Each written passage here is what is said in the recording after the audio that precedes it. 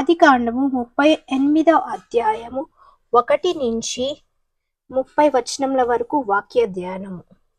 ఆ కాలమందు యూదా తన సహోదరులను విడిచి హీరా అను ఒక అదుల్లమీయుని యొద్ద ఉండుటకు వెళ్ళెను. అక్కడ షూయా అను ఒక కానానీయుని కుమార్తెను యూదా చూచి ఆమెను తీసుకొని ఆమెతో పోయెను. ఆమె గర్భవతి అయి కుమారుని కన్నగా అతడు వానికి ఏరు అను పేరు పెట్టెను. ఆమె మరలా గర్భవతి అయి కుమారుని కని వానికి ఓనాను అను పేరు పెట్టెను. ఆమె మరలా గర్భవతి అయి కుమారుని కని వానికి షీలా అను పేరు పెట్టెను. ఆమె వీణ్ణి కనినప్పుడు అతడు గాజీబులో నుండెను. యూదా తన జ్యేష్ఠ కుమారుడైన ఏరునుకు తామారు అను దానికి పెళ్లి చేసెను. యూదా జ్యేష్ఠ కుమారుడైన ఏరు యెహోవా దృష్టికి చెడ్డవాడు గనుక యెహోవా అతన్ని చంపెను. అప్పుడు యూదా ఓనానుతో, నీ అన్న భార్య యొద్దకు వెళ్ళి మరిది ధర్మము జరిగించి నీ అన్నకు సంతానము కలుగ చేయుమని చెప్పెను. ఓనాను ఆ సంతానము తనది కానేరదని ఎరిగి ఆమెతో పోయినప్పుడు తన అన్నకు సంతానము కలుగజేయకుండునట్లు తన రేతస్సును నేలను విడిచెను. అతడు చేసినది యెహోవా దృష్టికి చెడ్డది కనుక ఆయన అతనిని కూడా చంపెను. అప్పుడు యూదా, ఇతడు కూడా అతని అన్నవలే చనిపోవునేమో అనుకొని నా కుమారుడైన షీలా పెద్ద వాడగు వరకు నీ తండ్రి ఇంట విధవరాలుగా ఉండుమని తన కోడలైన తామారుతో చెప్పెను. కాబట్టి తామారు వెళ్ళి తన తండ్రి ఇంట నివసించెను. చాలా దినములైన తరువాత షీరు కుమార్తె అయిన యూదా భార్య చనిపోయెను. తరువాత యూదా దుఃఖనివారణ పొంది అదుల్లమీయుడైన హీరా అను తన స్నేహితునితో తిమ్నాతునకు తన గొర్రెబొచ్చులు కత్తిరించు వారి యొద్దకు వెళ్ళెను. దాని మామ తన గొర్రెల బొచ్చు కత్తిరించుటకు తిమ్నాతునకు వెళ్ళుచున్నాడని తామారునకు తెలియబడెను. అప్పుడు షీలా పెద్దవాడైనప్పటికీ తాను అతని కీయపడకుండుట చూచి తన వైద్య వస్త్రములను తీసివేసి ముసుకు వేసుకొని శరీరమంతయు కప్పుకొని తిమ్నాతునకు పోవు మార్గములో నుండి ఏనాయిము ద్వారమున కూర్చుండగా యూదా ఆమెను చూచి ఆమె తన ముఖము కప్పుకొనినందున వేశ్య అనుకొనెను.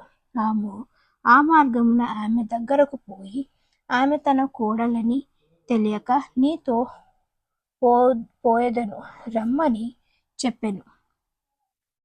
అందుకామె నీవు నాతో వచ్చిన ఎడల నాకేమి ఇచ్చెదవని అడిగెను. అందుకతడు నేను మందలో నుండి మేక పిల్లను పంపెదనని చెప్పినప్పుడు ఆమె అది పంపు వరకు ఏమైనా కుదువ పెట్టిన ఎడల సరే అని చెప్పెను.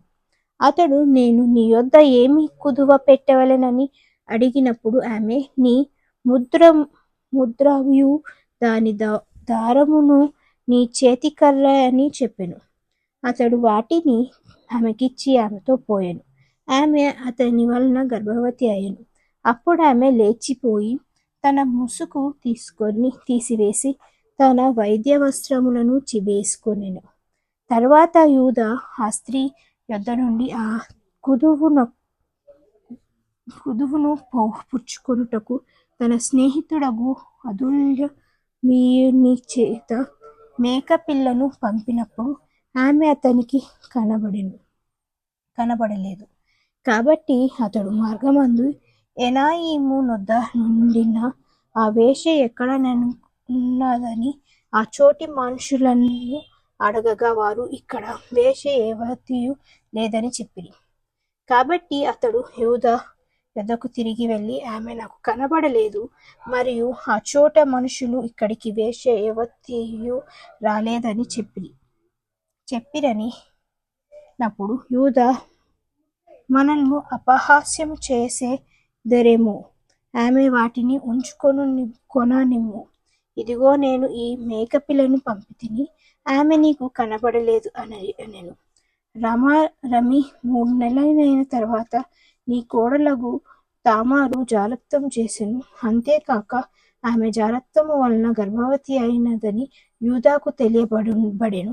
అప్పుడు యూదా, ఆమెను బయటికి తీసుకొని రండి, ఆమెను కాల్చివేయవలెనని చెప్పెను.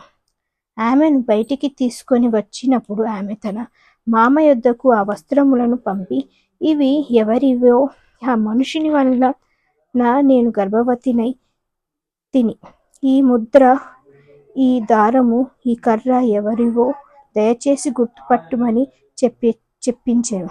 యూదా వాటిని గుర్తుపట్టి, నేను నా కుమారుడైన షీలాను ఆమెకు ఇయ్యలేదు గనుక ఆమె నాకంటే నీతిమంతురాలని చెప్పి, మరి ఎవడునూ ఆమెను కూడలేదు.